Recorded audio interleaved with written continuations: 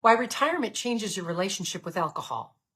When you were working, alcohol may have been a normal part of your routine.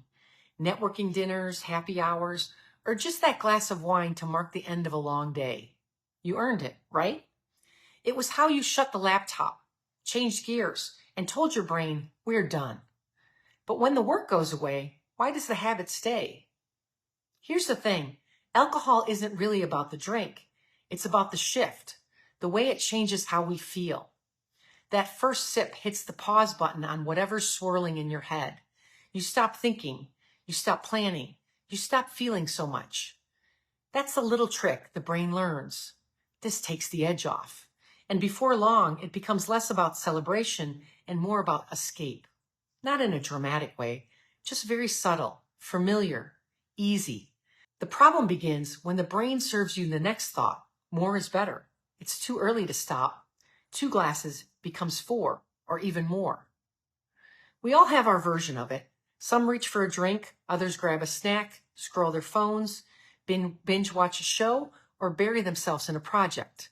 Different actions, same loop. A trigger, a feeling we don't want to sit with, and a quick way to change our state.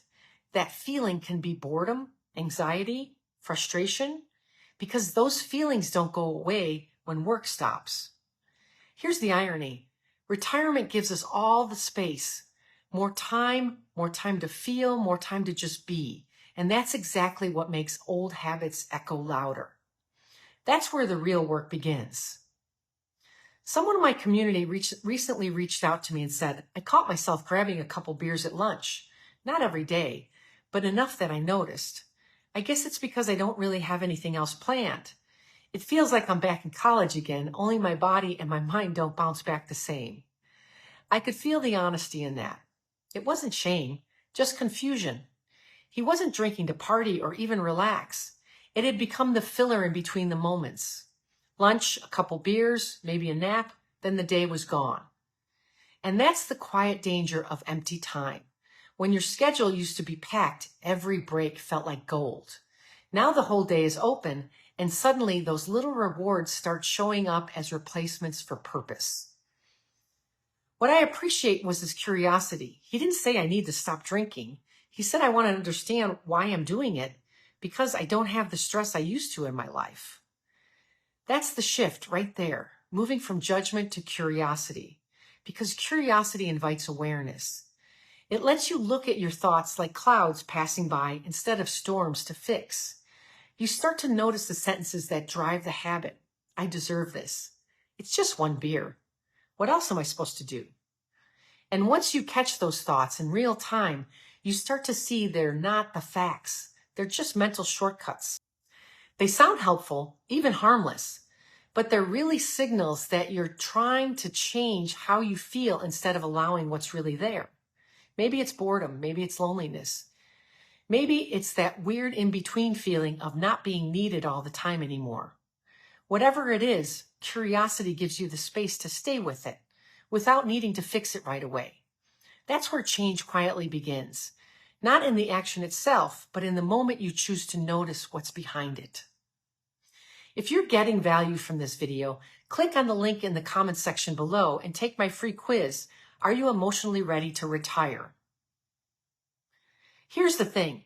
When you remove the drink, your brain still looks for that hit, that sense of relief or release. But what if the real relief came from understanding what's underneath instead of what's covering it up? That's where curiosity steps in. It's softer than discipline and more powerful than guilt. Instead of, I shouldn't be doing this, it becomes, I wonder why I want to do this right now. That tiny shift changes everything. You're no longer fighting yourself, you're observing yourself. This is where journaling comes in. I call it the automatic thought log. No filters, no fancy format, just a blank piece of paper and 5 minutes of honesty. Write down every thought circling in your mind. Don't judge them, don't fix them, just see them. Because it's always the thought that causes the feeling that drives the action. You start to notice patterns like, I'm bored, I should be doing more, I have nothing better to do right now. And when you see those words outside of your head, they lose their grip. You begin to understand that drinking wasn't the issue. It was just your brain's shortcut to avoid the emotion that thought created. Curiosity interrupts that loop. It says, what if I just let this feeling be here? No judgment, no fixing, no numbing, just presence. That's the real reward. When you start rewarding awareness instead of avoidance, your brain learns a new pattern, one that leads to peace and not escape. And over time, that's what builds emotional freedom, the kind that lasts longer than a buzz ever could. That's what the next chapter is really about. Not just retiring from your work, but from your patterns that kept us running on autopilot. When you start paying attention to your thoughts, instead of reacting to them, you build a different kind of strength. You learn that calm isn't something you pour, it's something you practice. It starts to show up everywhere. Better sleep, clearer focus, more patience, steadier energy. Your body starts to trust you again. Your mind quiets down. You begin to feel like yourself again, not the working version of yourself, the retired version of just you. That's the beauty of the season of life. You get to edit the script. You can keep what still serves you and rewrite what doesn't. So if you're noticing your habits more lately, don't rush to judge them. Get curious. Ask yourself, what am I really needing in this moment? Then take a deep breath, grab your journal or a piece of paper, and let the answers unfold on the paper.